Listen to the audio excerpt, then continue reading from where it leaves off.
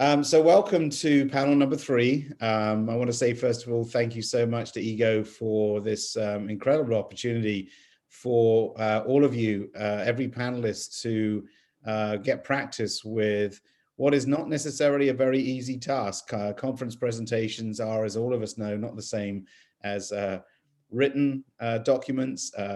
They contain within them a certain amount of rhetoric in terms of presentation skills that are not needed for a written paper. So you've obviously all worked very hard for this. So Kim, thank you, and everyone for Ego for organizing this. So you've done a fantastic job, and it looks that the panels have been very full. I'm sure they were very lively yesterday.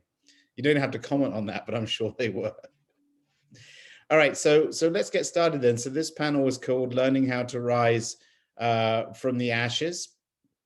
And Jenny, as you're up first, I noticed how lovely your title was right here with the reference to Phoenix-like. Very nice. So we have 4 panelists for us today. We have Jennifer, we have Omar, we have Brian, and Afaf. And if any time I do not pronounce anyone's name correctly, including Brian's, please let me know, and I will be sure to correct them. So I'm going to briefly introduce each panelist according to the description that the packet presented to me, and then we will get started. And I will be the time moderator, I think, if that's okay, unless you've been doing it differently up to this point.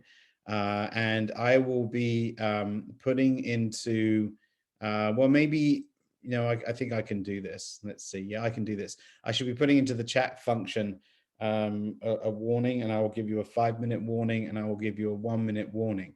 I am going to be quite harsh on this time because we do have a certain time to present these papers, and so I will interrupt if necessary and gently suggest that you bring your presentation to a close.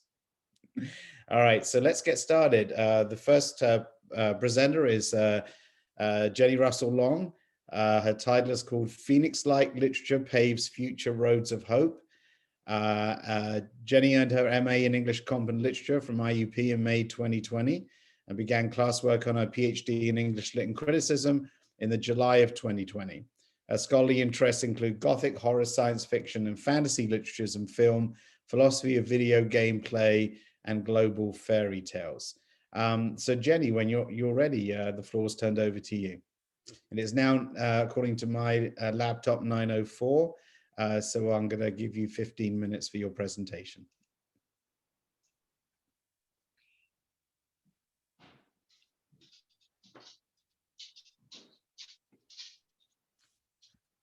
Jenny, did you hear me?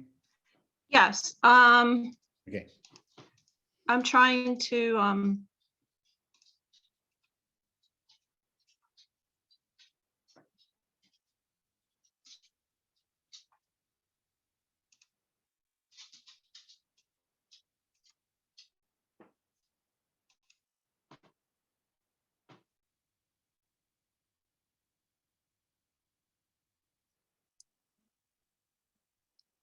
Could someone tell Jenny how to start the slideshow? I'm trying to minimize the screen from full screen on my view.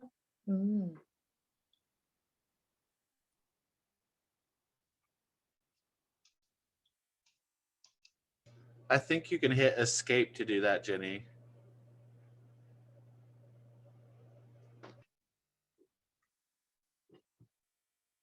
Okay, but then it's not in present.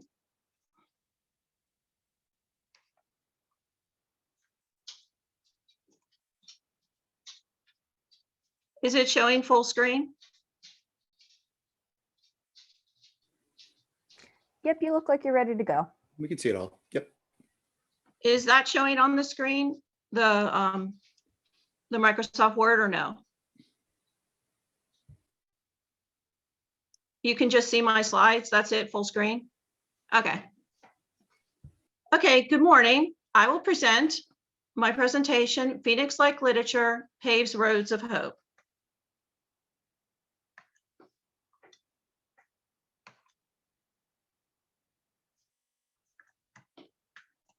Gosh.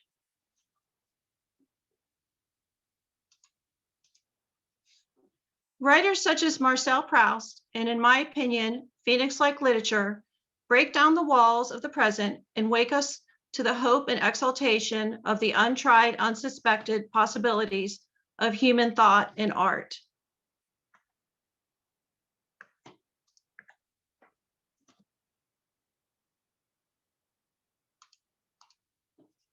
Greek folklore left a legacy of interpreting the phoenix as a long-living bird, regenerating in cycles, symbolic of rebirth and hope for the future. I define phoenix-like literature, persisting across time, regenerating readers to gain hope in the face of each new crisis. Phoenix-like literature is enchanting, but not enthralling. I will be using the Oxford English Dictionary definition of both enthrall, meaning to subjugate and rule over, and enchant, meaning to exert a magical influence over, in line with the third definition of having a positive, delightful action.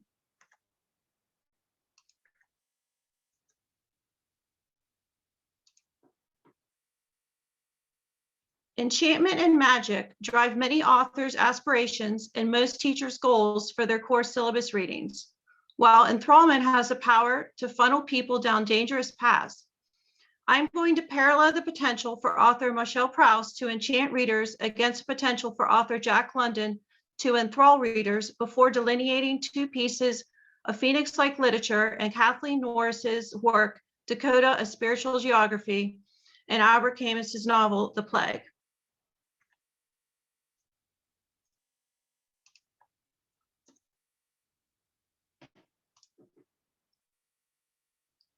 Early 19th century literary critic Edmund Wilson argues that Marcel Proust swirls time and multiple memories in his fictional presence, with his seemingly everyday conversations offering alternate points of view into the same character or the same situation.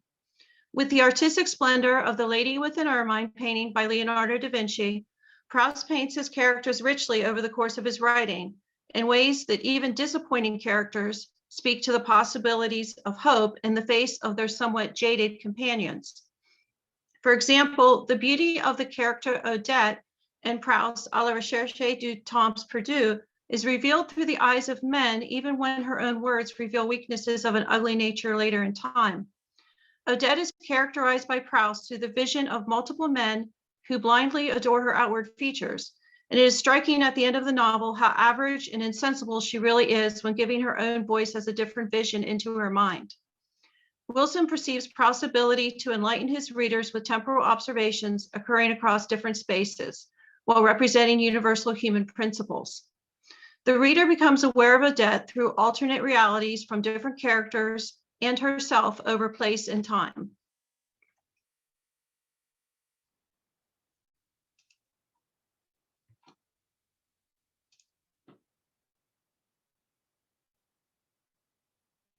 I feel that some readers of powerfully enthralling literature find themselves misdirected by misunderstood romanticism reflected by different people, places, or times.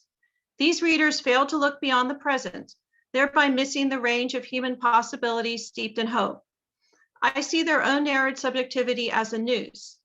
An example of this path is laid out in the Into the Wild book and subsequent films about Chris McCandless, who died alone of starvation in the Alaska wilderness. Writer Richard Miller penned a chapter on him in his book, Writing at the End of the World, and described McCandless as having an overriding desire for the romantic, but a deceptive concept of living in the wild. Richard Miller recounts McCandless's mental mistakes as deriving from the pleasures of becoming enthralled with fictional literature. McCandless was completely obsessed with the romantic way of living in the wilderness, presented by the author Jack London. Miller points out that London had only spent one winter up north and died an overweight alcoholic at the age of 40. I describe McCandless's death as being trapped in a radiant prison of romanticism. London's beautiful, majestic descriptions of the outdoors do not and did not provide an adequate life guide to survival in these conditions.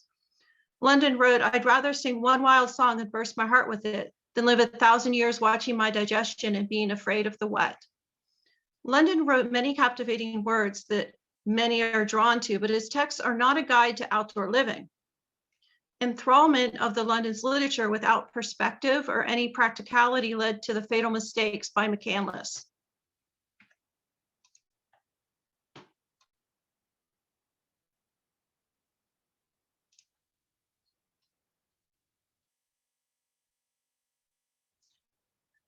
Literary critics, such as mid-20th century writer Walter Benjamin, reflected upon history with a spiritual now of the past.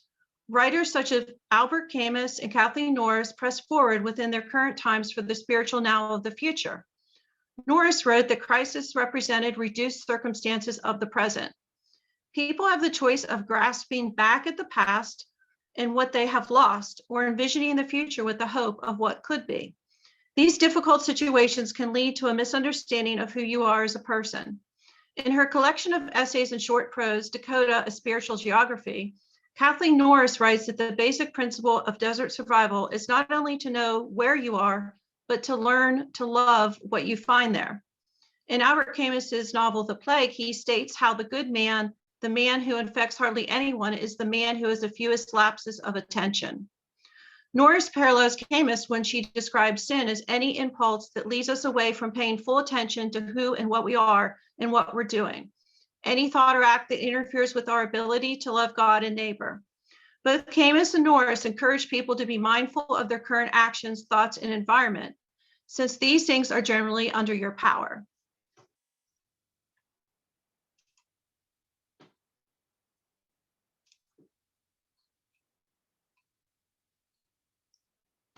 We are currently caught up in a major health crisis for almost a full year now. Individuals can witness all the negative consequences of COVID-19, but that is just too easy. They can quickly lose sight of themselves within this picture. The public can choose to envision their situation any way they want, and we read varying COVID-19 realities every day. We have little control over the spread of COVID-19 except for our own responsible actions. We observe the deaths and governmental decisions being made outside of our agency, but we are in complete control of our moral agency. We can choose to help or we can choose to hinder. There will be an end to all the lost freedoms in the public realm, but there can also be an end to the inner plagues that may have been affecting our behaviors now and in the future. At times, the outer pressures of our lost daily freedoms have affected some people's ability to resist these inner symbolic sicknesses. Authors Norris and Camus desire to move us deeply in ways that root for the good of humanity to preserve.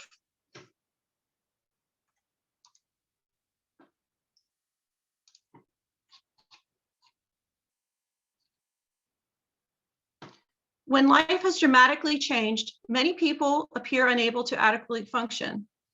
They do not know where to turn except to lament being unable to follow their past routines. The COVID-19 crisis has limited our personal resources. Norris writes about feeling limited by the weather constraints of blizzards in Dakota. She muses that being closed in makes us edgy because it reminds us of our vulnerability before the elements. We can't escape the fact that life is precarious. COVID-19 could be substituted for the word elements in that quote. With the constant commercial and social media reminders of social distancing, we are seriously confined in ways that we've never seen in our lifetime before. Norris offers a hopeful direction as she writes that a healthy aesthetic discipline asks you to rejoice in these gifts of deprivation, to learn from them, and to care less for anemones than for that which refreshes from a deeper source.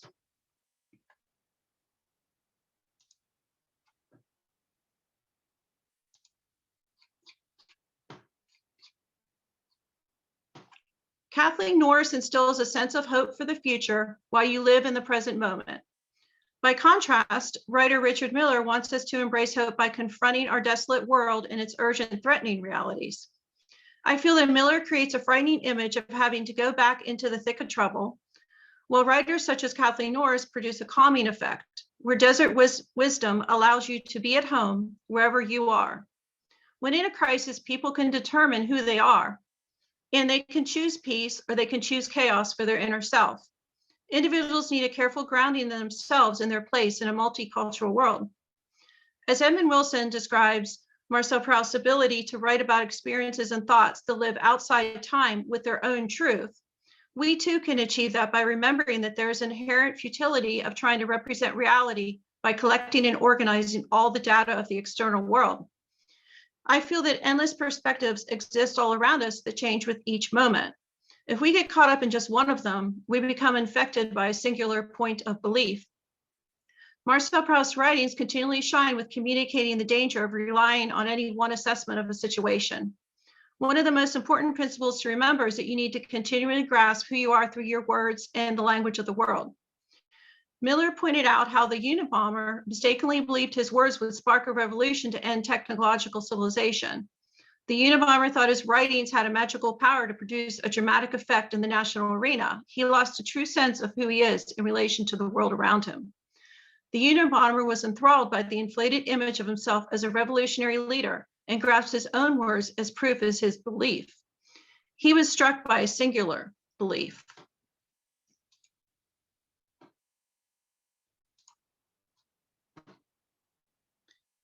Kathleen Norris discovers the fallacy of being single-minded towards the romanticized Western frontier. She writes that what most people see as this vast, wonderful frontier is really someone's homeland. Writing about the frontier without acknowledgement of this fact is disingenuous language. In this way, Norris and Miller meet on some common ground.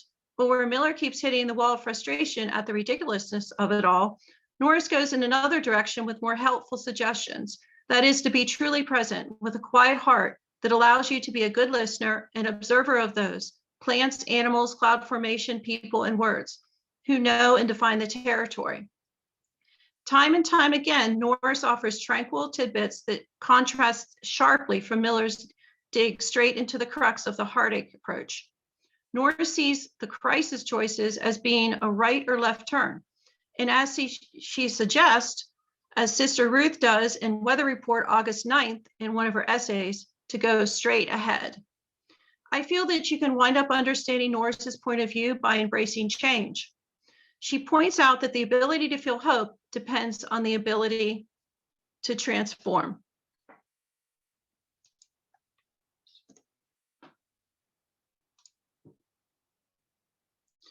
In Albert Camus's The Plague, he writes, "That too is why this epidemic has taught me nothing new, except that I must fight it at your side. I know positively, Yesterday, I can say that the world inside out, as you many see, that each of us has the plague within him.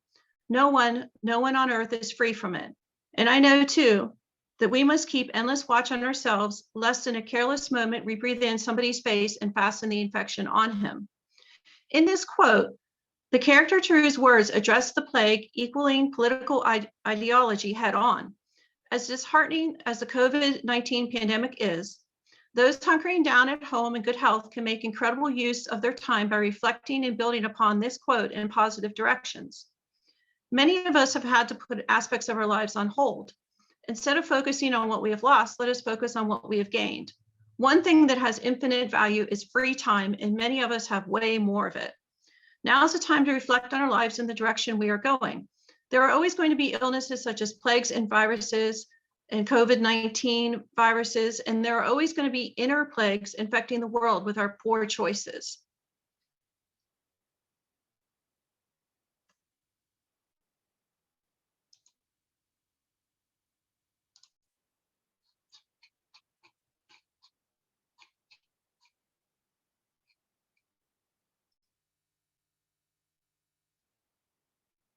It can be shocking to read The Plague written all those years ago, when such poignant words richly contrast our current crisis.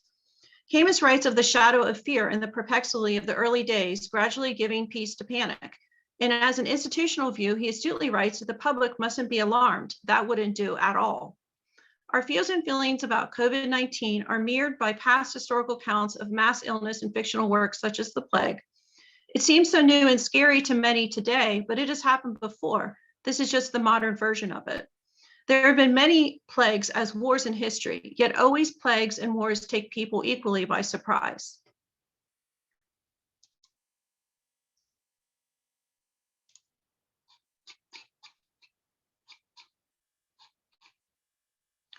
Without the usual demands on our attention due to massive public restrictions, we can look inward with awareness and plot our course with greater efficiency.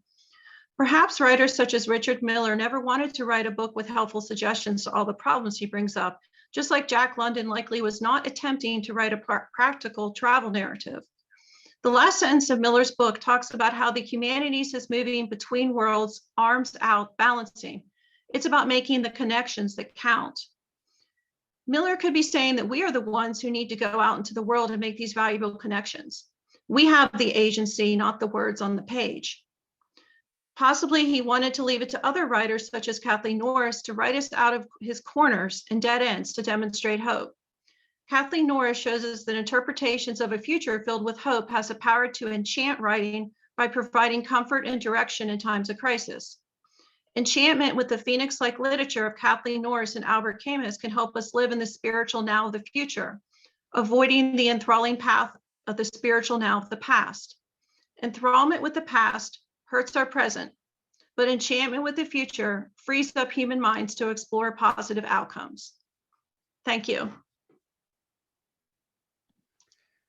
Thank you, Jenny. I gave you a few extra minutes because of our little glitches at the beginning. Thank you. You brought that in beautifully at 15 from 9:07, where I decided that we ought to begin. So thank you very much. That was really wonderful.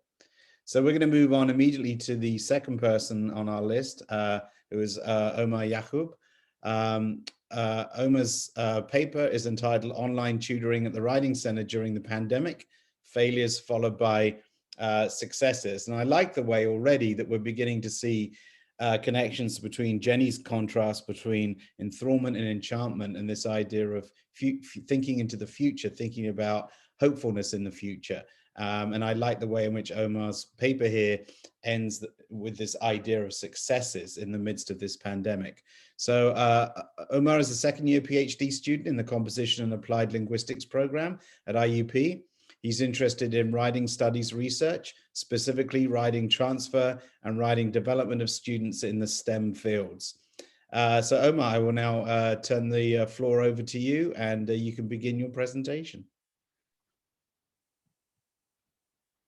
Okay, thank you, Dr. Orchard, and thank you, everybody.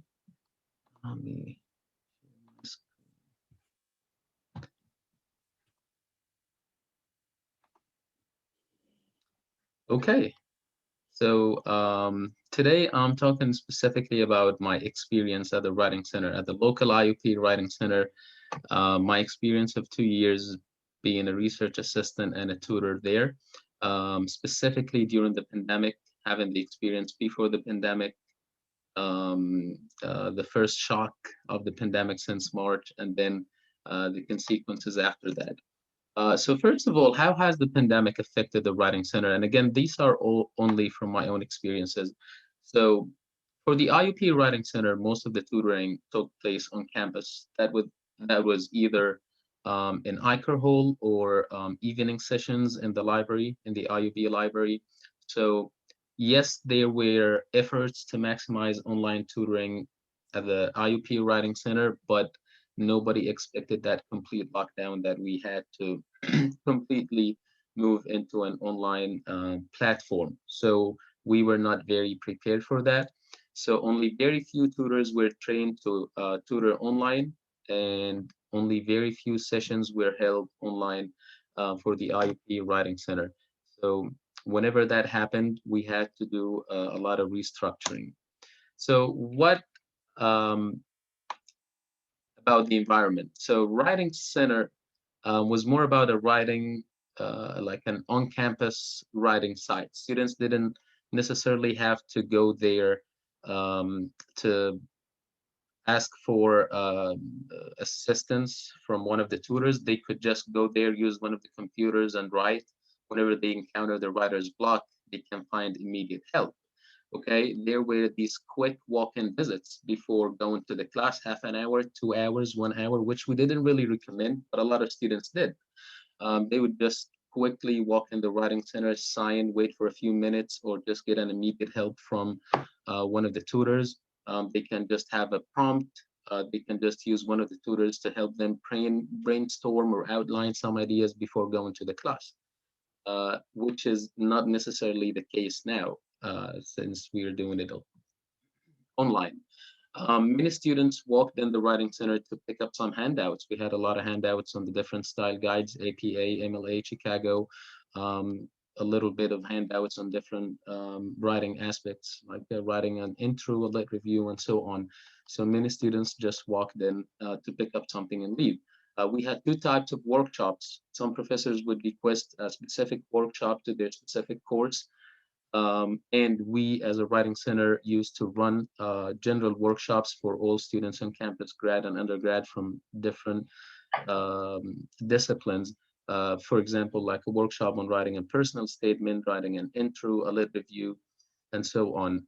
Since the IUP Writing Center didn't have a lot of online tutoring sessions, so that has influenced the interaction between tutors and tutees, since most of us didn't really use to tutor online. I never tutored online before COVID-19, for example.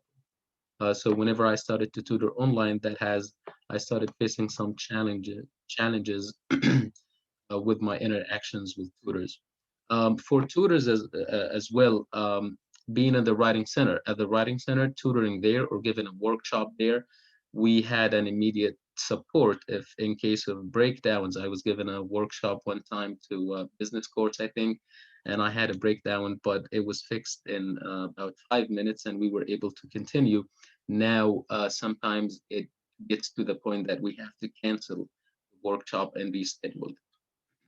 Okay.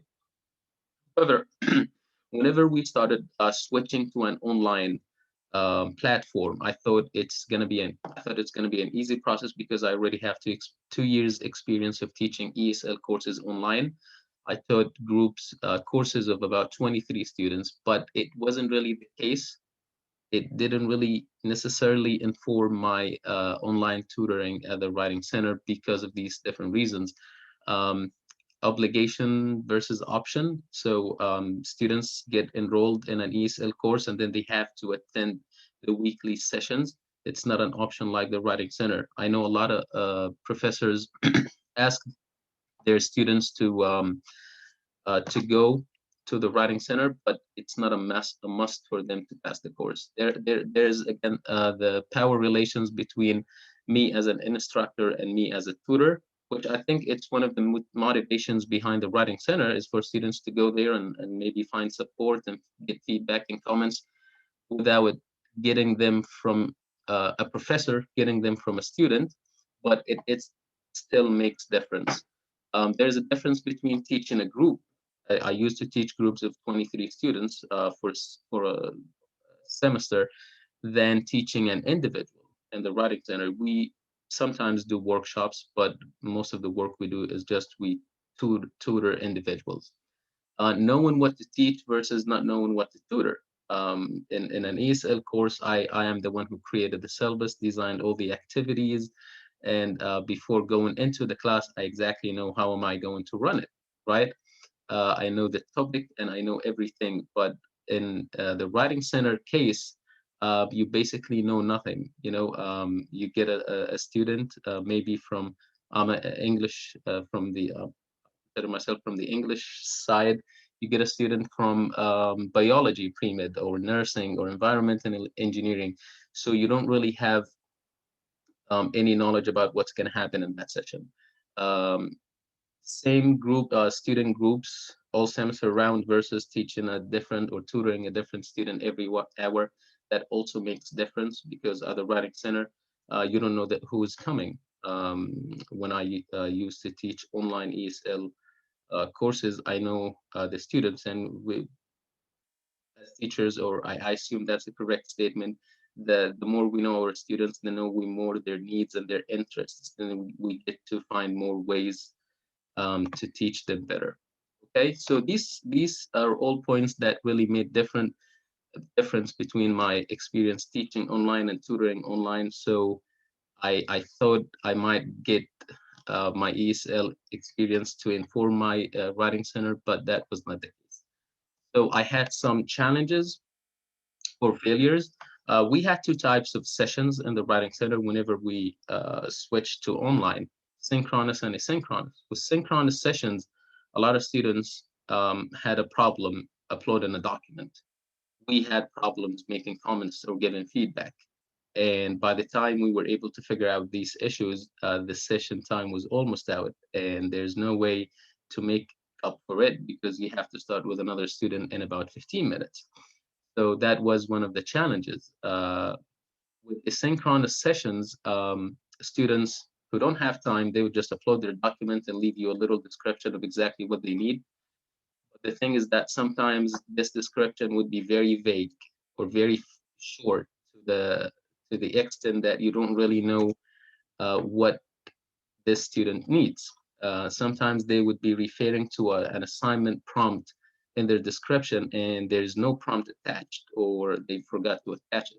Sometimes they attach the prompt, but they don't really attach the actual document, so they leave you lost.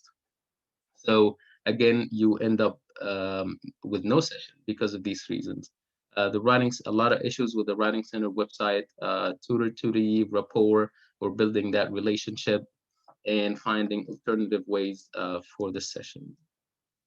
Okay, then I came across the PARS approach in the PARS book. The PARS stands for Personal, Accessible, Responsive, and Strategic. I already have a review for this book, but it is specifically for online writing instructors, not tutors in the Writing Center context. So the book has generally 4 central chapters. One offering personalization strategies, one offering strategies for to make your courses accessible, and a third one to make them responsive, and for the third one for responsiveness, and the fourth one to strategize your online courses. So now, for personal, can you really personalize a tutoring session? It's not a course. You can really use icebreakers. I'm not talking about activities here. I'm talking about 2 minutes out of the 45 minutes you have that will really help you understand and get to know the student and understand what they need you to do with their writing.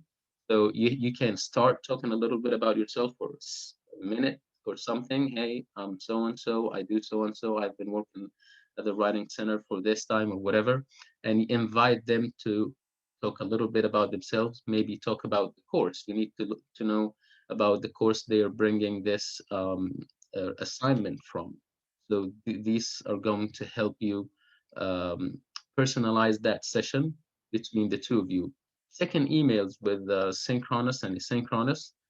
You need to check with students. Again, with the synchronous, sometimes it's time for them to be live in the meeting now, but they are not there. So send them a quick email and just make sure they know it's the time. With the synchronous, you need to check in with them if there is no document uploaded, if there is no prompt uploaded, or sometimes if the description is very short, so send them an email and maybe ask for more clarification so that you can give them more help. Make your the tutoring session accessible. With the synchronous, offer an alternative platform. Have your Zoom personal ID ready, maybe your phone number, your Skype ID.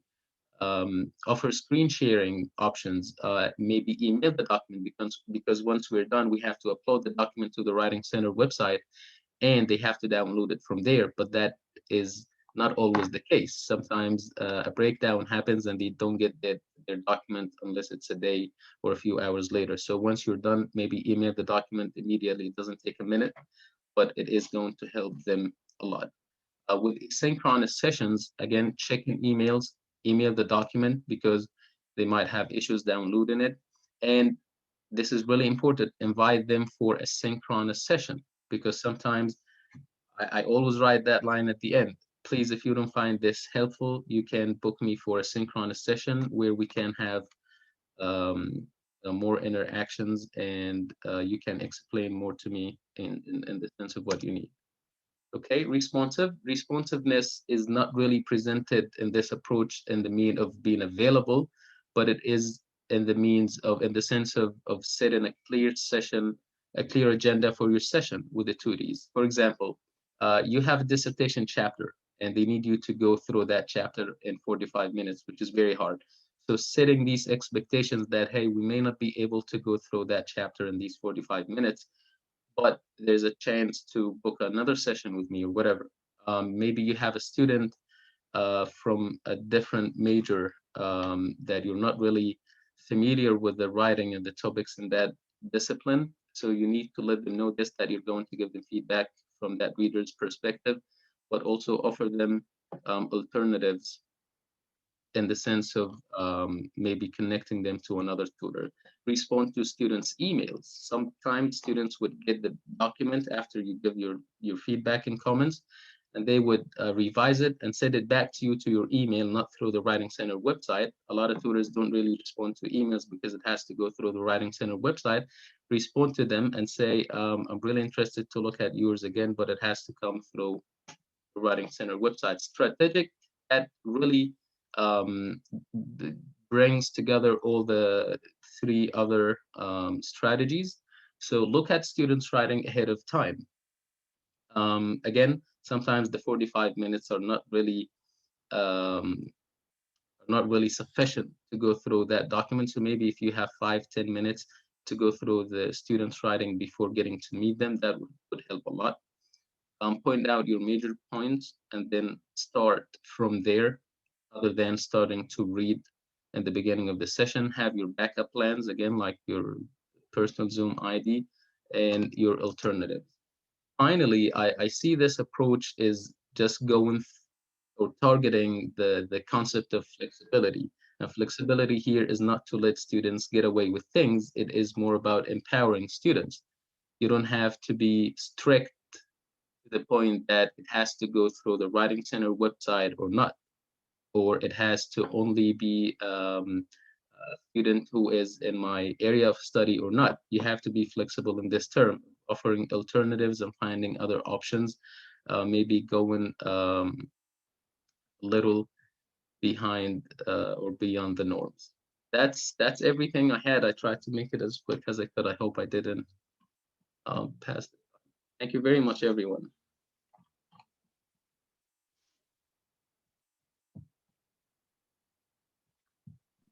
Omar, that was fantastic.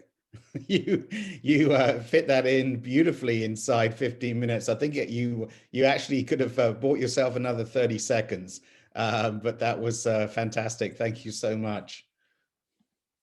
All right, so our third presenter is Brian, the Phoenix Mindset. So he's kind of picking up a little bit on Jenny's title right there.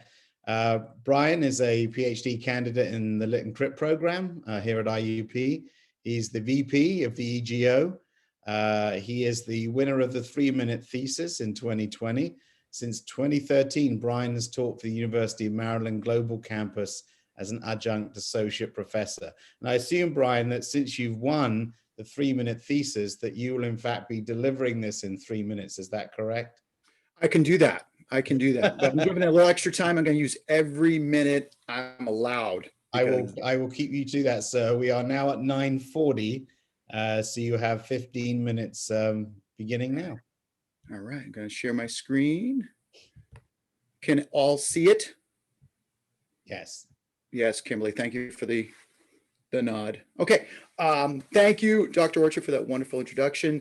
This is my presentation. It's a little bit different. It's not a traditional paper, but this is really a philosophical mindset that has brought me to this moment right now, which I'm going to talk about in a few minutes. The title of my presentation is Achieving the Phoenix Mindset, the 6 Pillars of Bliss. So let's jump right into it. Okay. Okay. Go back here. Love technology. Can you all see it still? You can. Okay, great. Okay. Thanks, Kim. All right. Hold on. Sorry. There we go. All right. Now we're rolling. Kimberly, stop laughing at me. First of all, I want to actually introduce my tattoo. This is actually a picture of the tattoo on my left arm.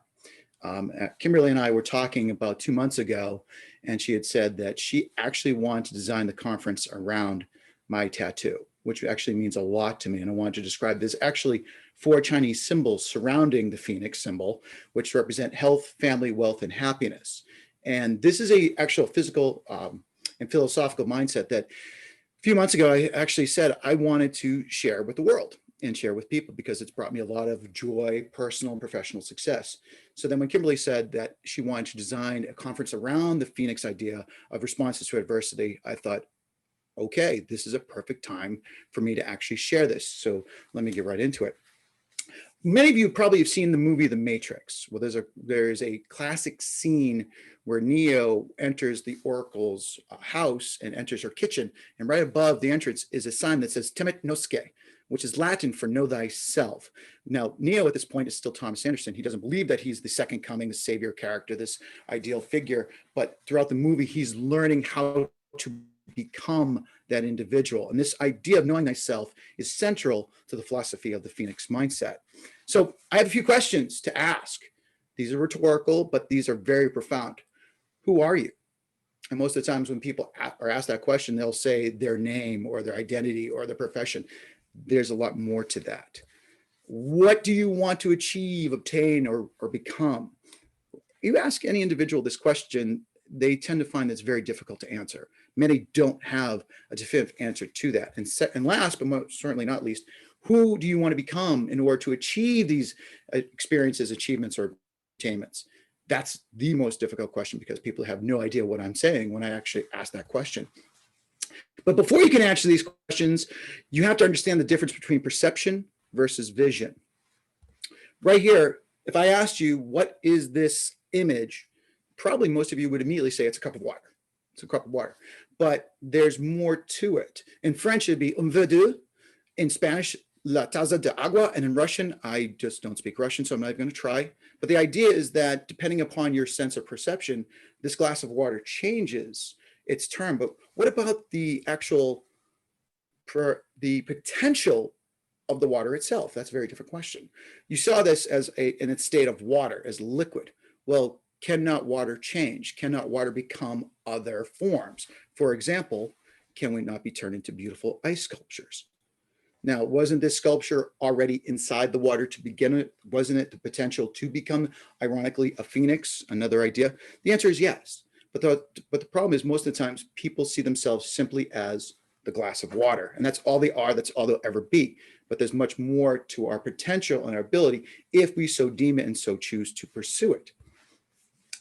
And then again to the idea of the mind of the conditioned. These are really getting to the first three pillars, that oftentimes we are influenced by the external, which influences the internal. Jenny, you mentioned this beautifully in your presentation about the external plague, but really what Camus was talking about is the internal plague, that the external factors enhance our internal selves. And oftentimes we're all being affected by COVID. We're all being affected by the externals that we see. And many people are affected by the external and are motivated and influenced by what's happening outside of them, not realizing that really they have a power inside to influence the external, which I'm going to talk about in a minute. The values of the conditioned mind. Number one is material, things that we own, things that we possess, things that we want to possess, physical things. We're influenced by the material world itself. Professional, we often define ourselves and value each other by what we do. Often when you first meet a person, what's the very first thing we ask them? What do you do for work? What's your profession? How do you make your money is essentially what we want.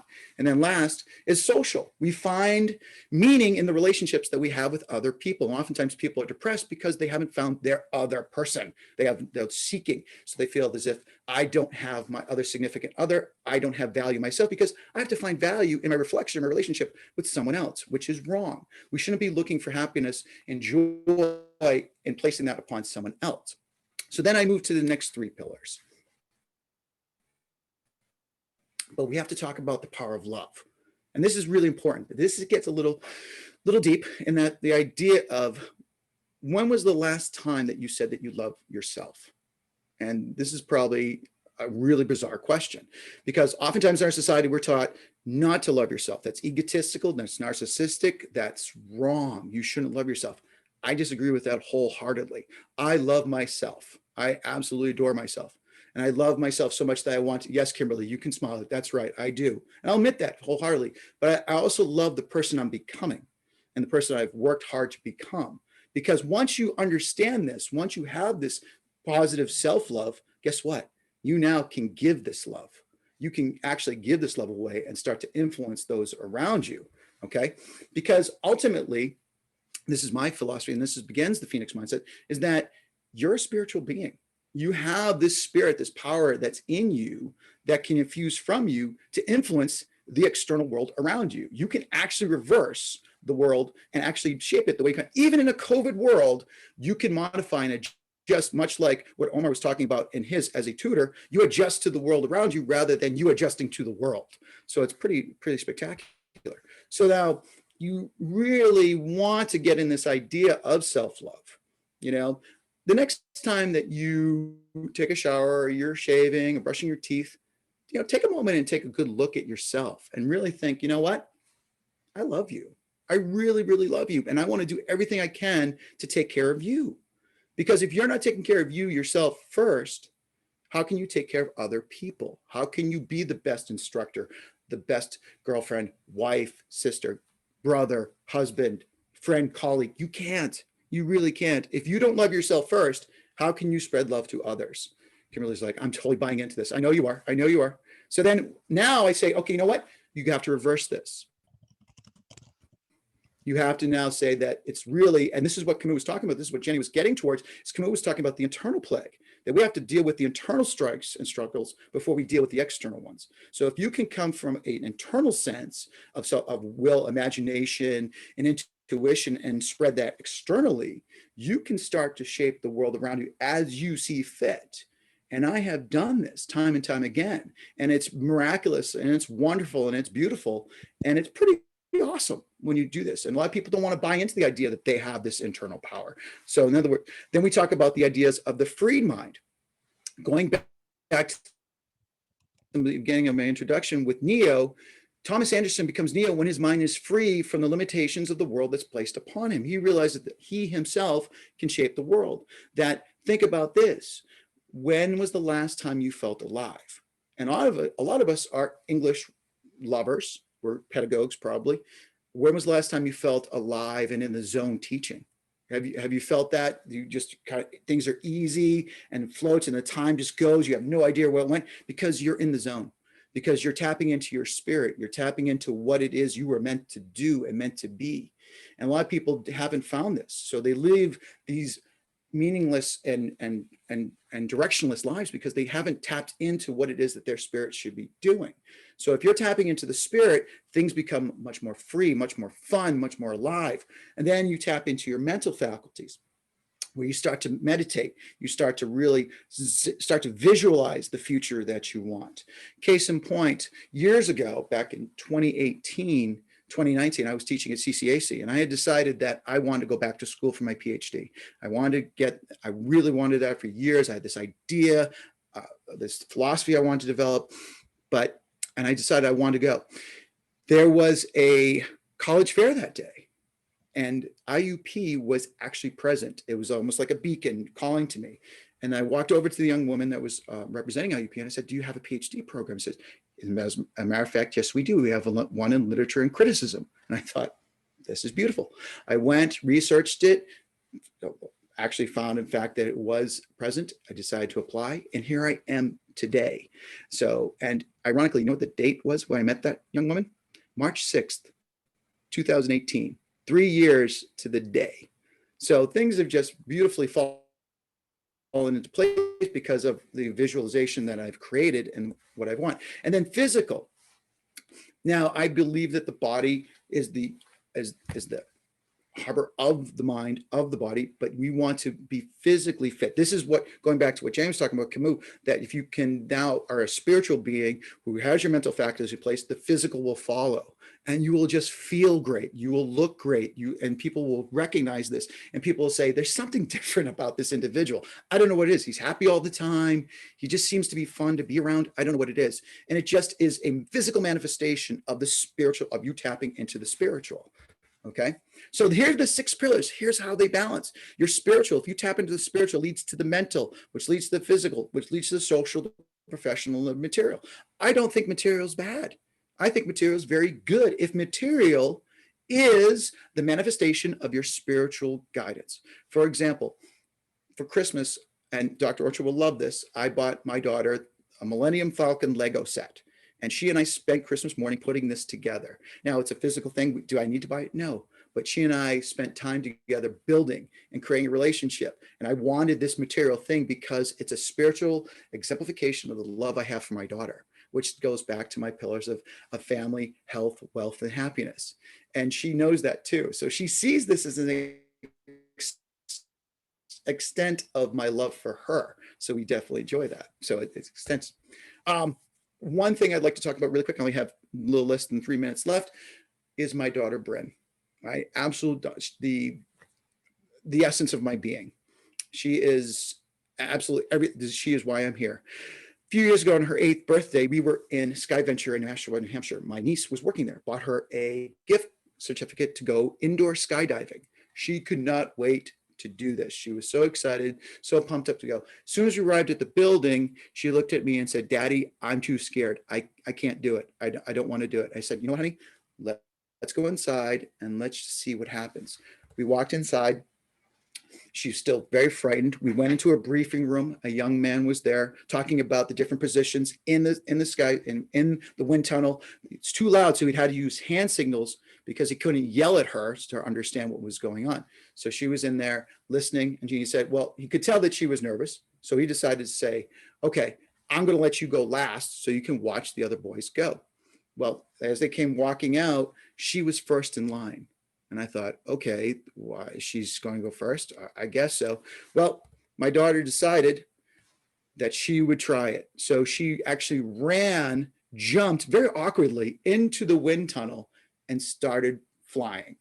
And then this young man was helped manipulating her 3 stories, flying up, down, around, spinning. At the end, the young man asked, "Did you want to go again?" My daughter emphatically screamed, "Yes, I need to go again." And the point being of this story is that my daughter took a leap of faith. She decided to go past fear and jump into this man's arms and decide that I'm going to try this. And the point being of this is that of all this is that on the other side of fear, the thing that debilitates us is joy, is happiness. So if you have this dream, if you have this idea, yes, there's going to be a bit of fear, but then again, you need to take that chance and take that leap. So on the other side of that fear, and here's Sharon, her glory looking like her Amelia Earhart, and I cannot be more proud of her because to me, she is the exemplification of this whole Phoenix mindset. I thank you for your time and have a great rest of your conference. Thank you so much.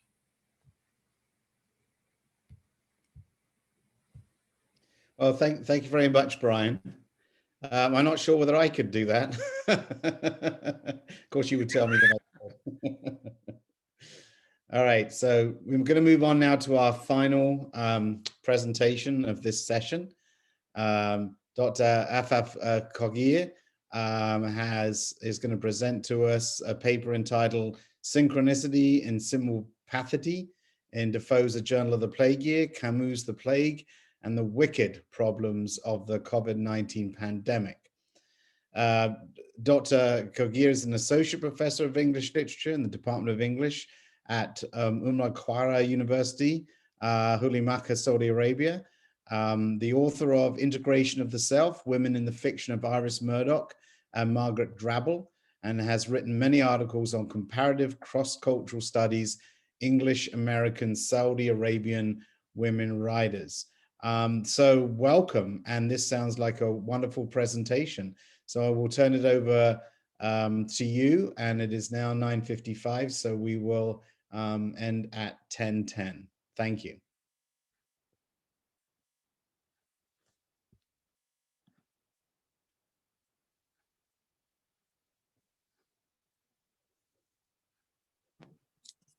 Hello, can you all hear me? Yes. Okay. Well, thank you very much to the EGO organization for this wonderful opportunity. I would good morning, everybody. Or is it rather in my part of the world, it is good evening. It is now 6:00 p.m.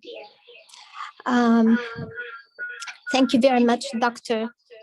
Courtshurst. thanks to my fellow panelists for their illuminating presentations. I just want to make sure that my voice does not echo because it's echoing here. Can you all hear me nicely? It's a little echo, but you're good. Mhm.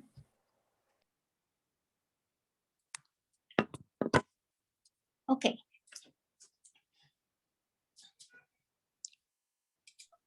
On December 31st, 2019, the Chinese Wuhan Municipal Health Commission in China announced the outbreak of a novel coronavirus.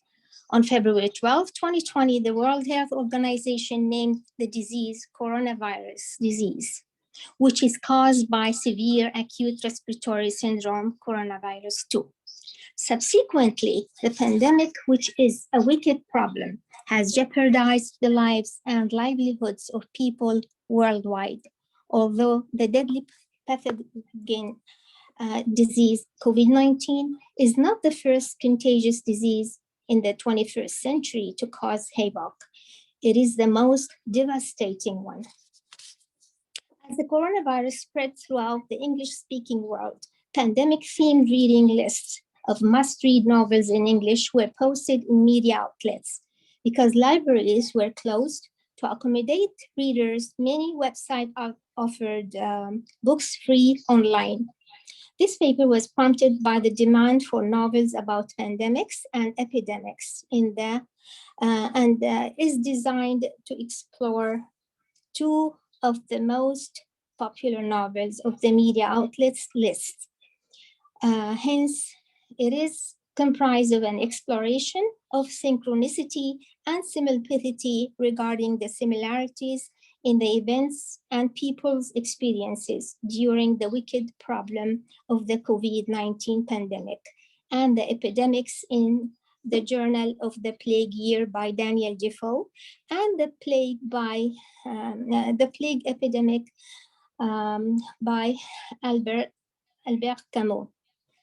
The simultaneity and synchronicity, similar phenomena identified in the novels and the coronavirus pandemics are religion, preventive measures, psychological effects, remedies, and cures, and shared experiences that engender altruism and heroism.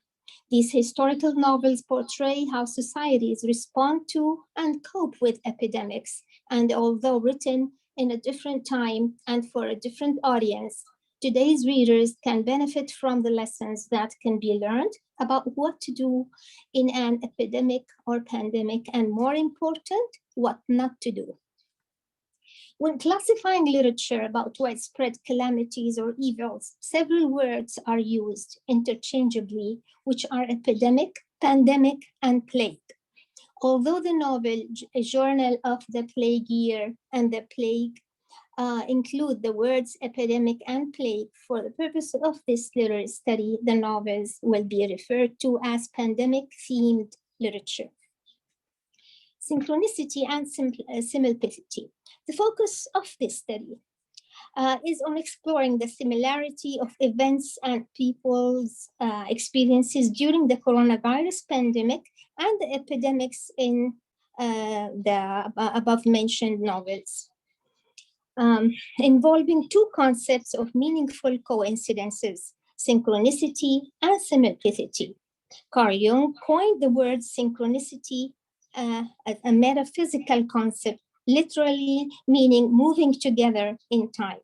Jung posited that meaning and value are present and seemingly irrational and unique events and experiences that may not always be positive.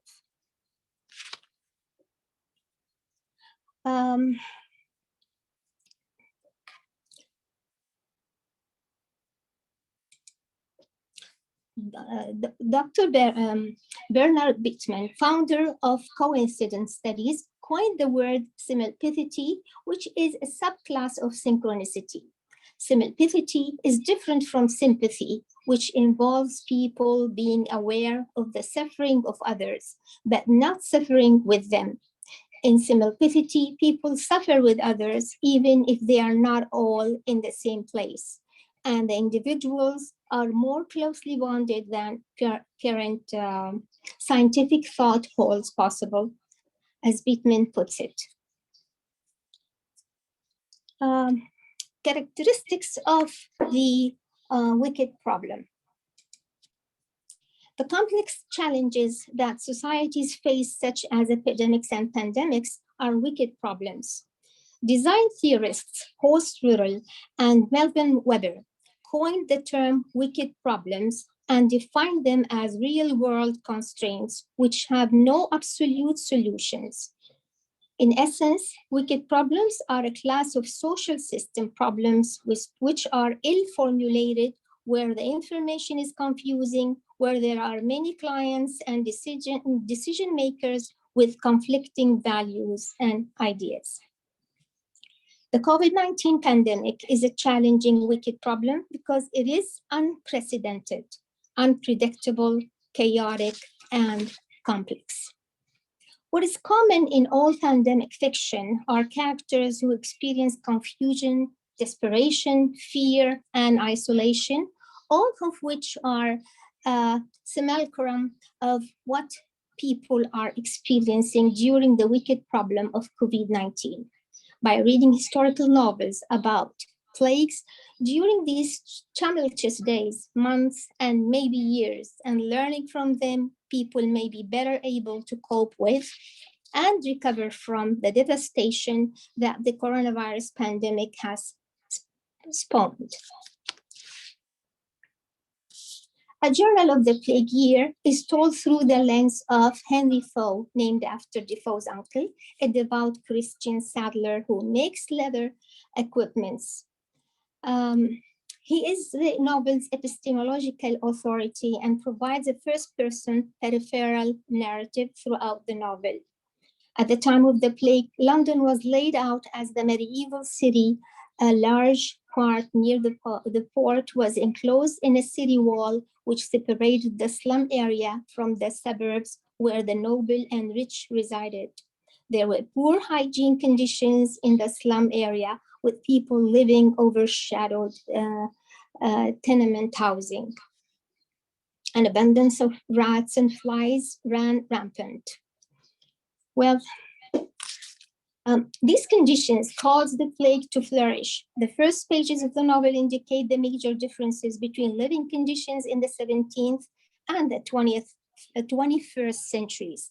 London had no health authorities equivalent to the Centers of Disease Control or World Health Organization. There were no mass communication outlets, no newspaper, BBC, CNN, or internet. Despite this deficit, the news about the plague did spread slowly. News came from merchants' letters about trading cities in the Netherlands that had outbreaks of the plague in 1663.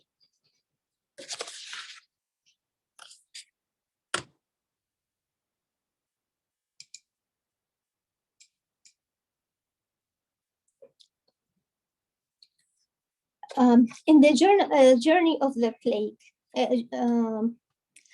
to abate the spread of the plague, King Charles II enacted a formal order to cease public gatherings. Quarantine termed shutting up was enforced, and the infected people had to stay in their homes, even with unaffected family members. Houses of those with disease were demarcated with a 1-foot high and red cross above the door, with a paper that had the prayerful exhortation, "Lord, have mercy upon us."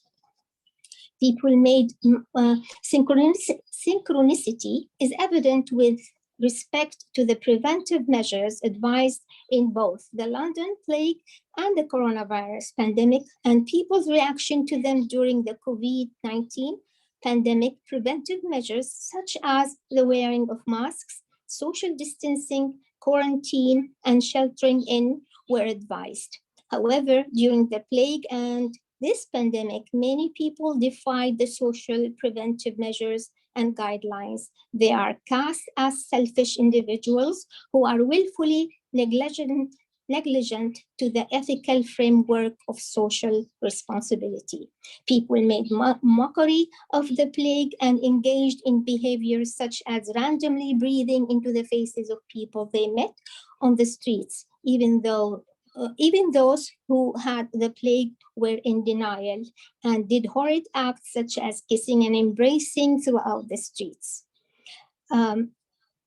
Henry Faux was astounded by the audacity of these people, including those who spent hours drinking in the taverns that remained open. Those in the Pie Tavern, for example, mocked anyone such as Henry Faux, who objected to their careless behavior. Henry Faux was later pleased to learn that all of those people in the tavern who taunted him died from the plague. Like at the time of the plague, many people have carried on as usual during the coronavirus pandemic. Although it is advised that people maintain a 6 feet apart distance, many attend large gatherings where they are in close contact with attendees who do not have on masks. Of course, you have noticed the similarities between what happened then and what happened in our time.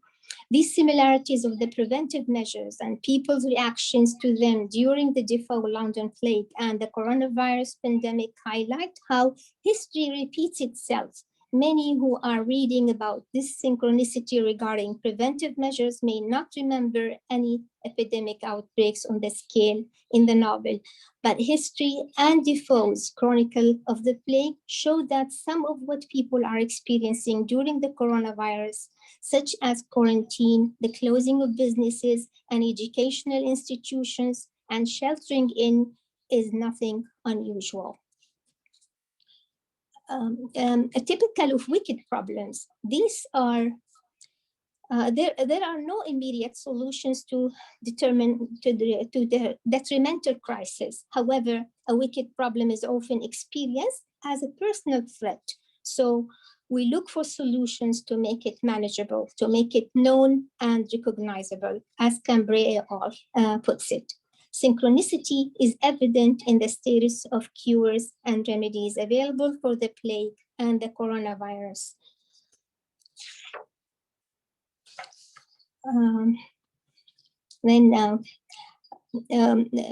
Regarding similpicity and the shared experiences during the London epidemic, although some people showed a lack of social responsibility by flouting preventive measures and being in denial, others exhibited similpicity. There are instances in which people suffered along with others and actually felt their pain because they were going through the same crisis inflicted by the wicked problem.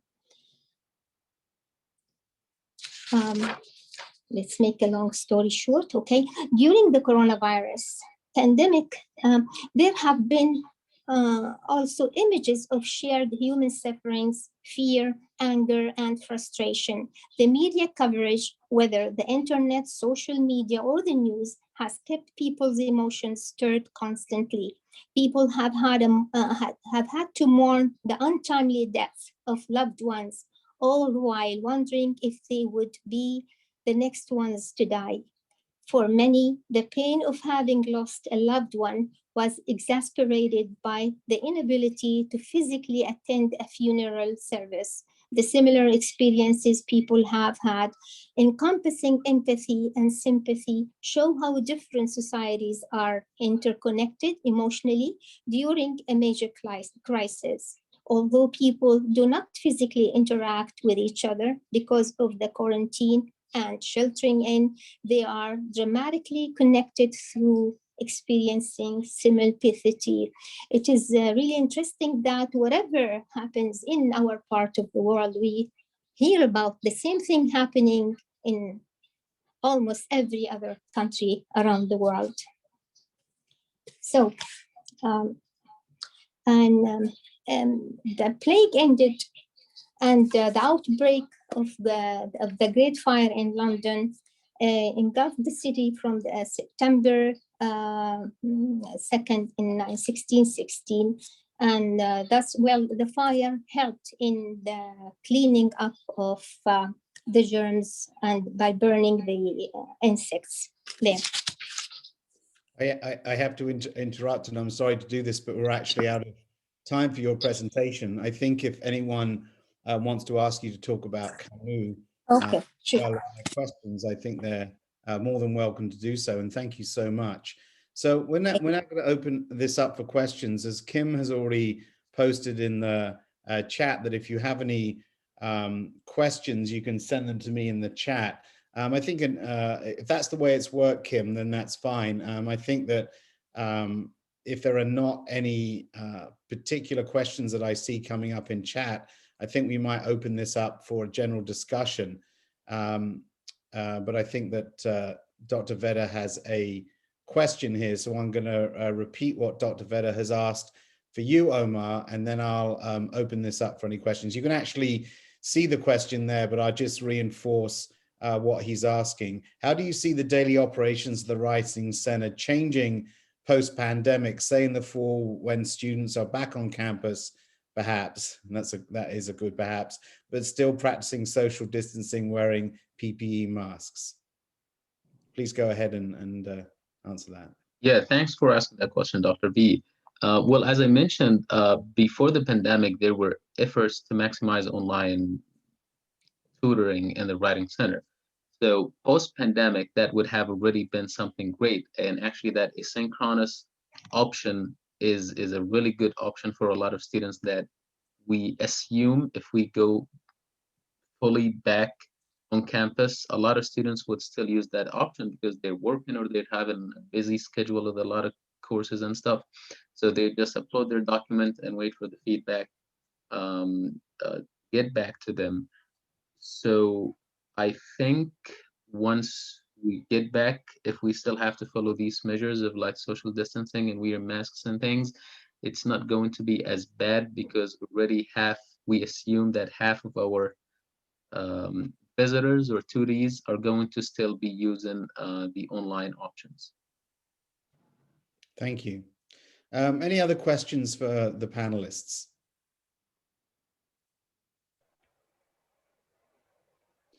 Jenny, a fellow panelist has a question for a fellow panelist. I like that way that happens often with presentations. We see panelists turning to each other in a moment of comfort, and it becomes a little bit of an incestuous conversation because the audience or the participants who do not necessarily have questions to ask them. So let's just ask this question. And by the way, as Dr. Vedder responds to Omar, this kind of dialogue that's going on, we keep that in the chat and that can continue while I pick out the specific questions that people are asking. So if we keep an eye both on chat and the questions, that'd be great. So Jenny's question for Brian, you mentioned now in The Matrix that Neo learns the meaning of the quote, learn thyself, and follows his destiny of becoming the one.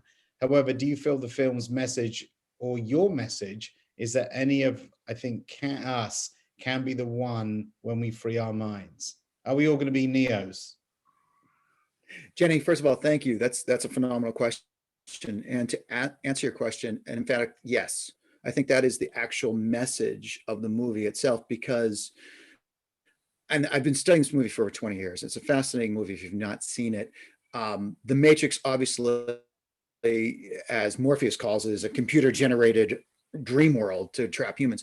But in fact, we are trapped by matrices every day. We find ourselves in the matrix of COVID and the matrix of education, the matrix of philosophical, religious, and political beliefs. Well, if you take a step back, sometimes it's good to free yourselves from those matrices to truly see what's going on and develop your own philosophical approach and literally create your own world. And that's what Neo does, obviously in a glorified movie, but underneath all that is a very profound philosophical message by the Wachowski brothers about the individual freeing one's own mind. So yes, I do believe that should be our goal, is to have and achieve the enlightened mind and to free ourselves. So thank you very much for that question. Good. And Dr. Vedder is still in the world of the Matrix. just bear that in mind, as is a lot of us, I think. So This feels like the Matrix, yes. so I have a question for Omar. This is from Abdullah. Do you think after the pandemic is over, education will come back to the way it was before COVID? And I guess that he's asking that question specifically in terms of your experience that you've had so far. Yeah, can you read that question again, Dr. Yes, Ortiz? yeah, it was a question that's passed on to me by Kim. Do you think after the pandemic is over, education is going to come back to the way it was before COVID?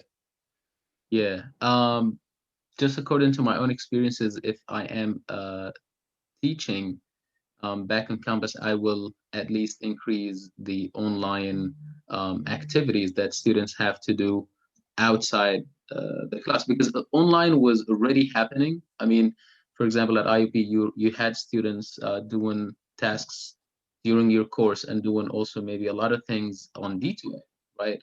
So online was already happening, but I much more maximized once we get back to a little bit normalcy. Mm-hmm. Thank you. Omar himself has a question for Dr. Affaf. He's interested to hear more about how your understanding of the consequences caused by the pandemic and the connections you made in your presentation inform or change your teaching. Well, thank you. Thank you very much. I was hoping somebody would ask me that question. Beautiful question. You know, it would give me a chance to read my conclusion of the paper that I didn't have time for. In fact, I really end this presentation a very good note. Although despite of all the miseries that happened all over the world, all the horrible things and all the stories that we heard, I still got hope, and I see a better future, hopefully. We learned a lot. We took things for granted before the COVID. Now we realize to know the value of the things that we had, and we never noticed. We never noticed the value of. We became more dependent and appreciative of the technology, if that's what you mean, how we use the technology in our teaching, in our research work, in our gathering, in our meeting. Now look at us, what is happening around me here, like nearly every night there are more than one Zoom meeting, either a conference, about a panel discussion, a lecture, you know. So we started incorporating, as far as my teaching, incorporating or depending heavily on the technology, on the internet. Okay, but I hope that answers your question. Can I ask you a follow-up question to that? Sure. So do you think from from a teaching perspective, from you as a teacher, as a professional, that your shared experience with people, the global shared experience of COVID, has actually created a sense of simulpathity, to use the term that you used in your presentation? It struck me as extraordinary, and I think we're all struck by this, at the degree to which this kind of phrase that you use, shutting in, as a word for quarantine, the way that we see sort of mimetic behaviors in the 21st century that mirror those in the 17th century. And I just was wondering whether, despite the fact that in a depressing way, to pick up Brian's idea that we're stuck in this matrix, in this kind of Zoom world that we've been in for over a year, that you yourself have sort of become closer to students in terms of the distance perhaps between the professional persona and the students that you face has actually been reduced somewhat, and has created a degree of simulpathity, because we are having to bear in mind those terrible things that many of them are going through, ranging from very poor internet connection with all the inequalities associated with that, in our culture, to family members of theirs who've got sick, to them getting sick themselves. How might you use that term simulpathity to describe perhaps how your pedagogy itself may have changed, how you yourself have approached the way you try to convey information to your students, and in fact your relationship with those students yourself? Thank you very much for these ideas. Well, in fact, I must confess that I really, truly miss seeing my students. There is nothing like that eye-to-eye contact, face-to-face discussion. I put so much value on that. I depend a lot in my lecturing in the class. I really miss that, and my students miss it too. But well, what can we do? We were all put in this situation. We didn't really ask for it. But once we are there, yes, we started feeling more for each other. Like one disaster that happens to one of us, a neighbor, a student, well, it will affect all of us because we know, who knows, someday it will happen to us or to some loved ones of ours. I think we became more sympathetic, knowing, having to suffer ourselves. Then we started thinking of the suffering of others. And now with this social media, everything happens.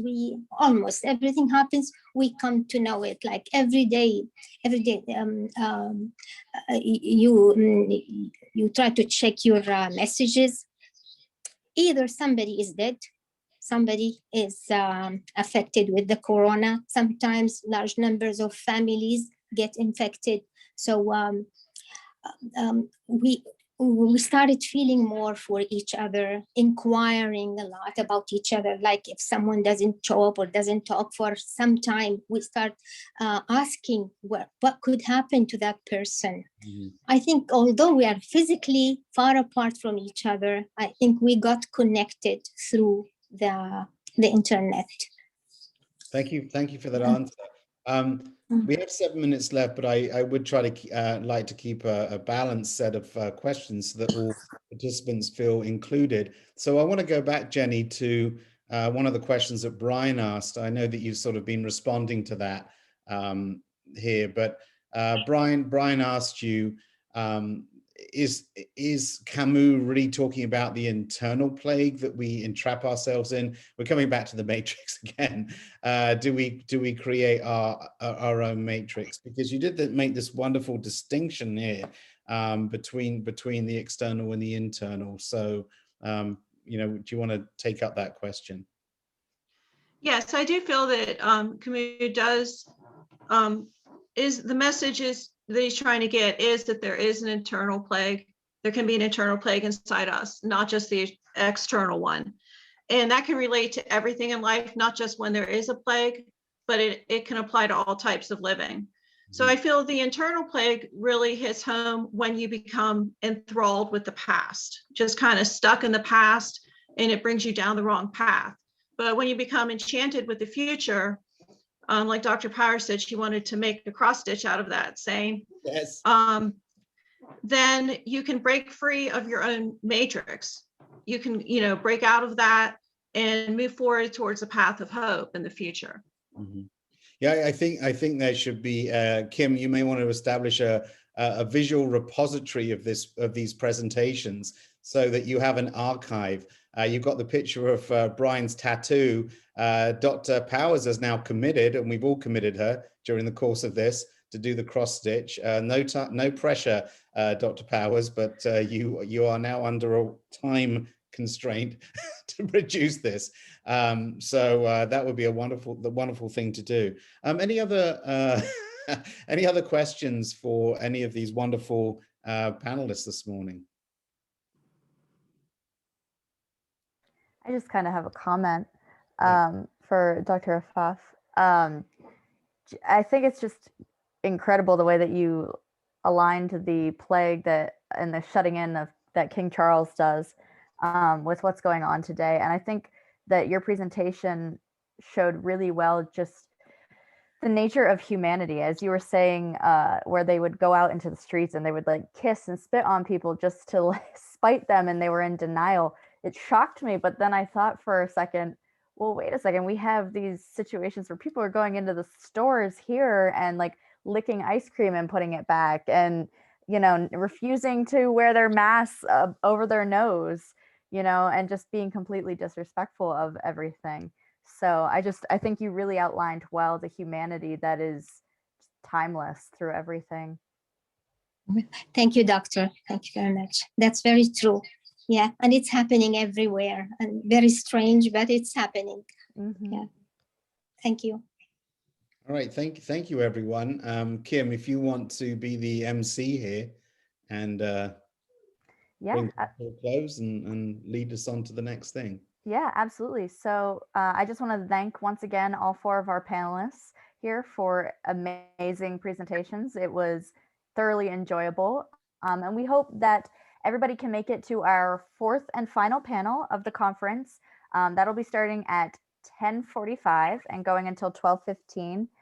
Dr. Powers is actually going to be moderating that one. So she's going to have to hold off on that cross stitch until after that panel. Afterwards, if you stay in that same Zoom session, we will be having our closing. I believe it's the same Zoom session.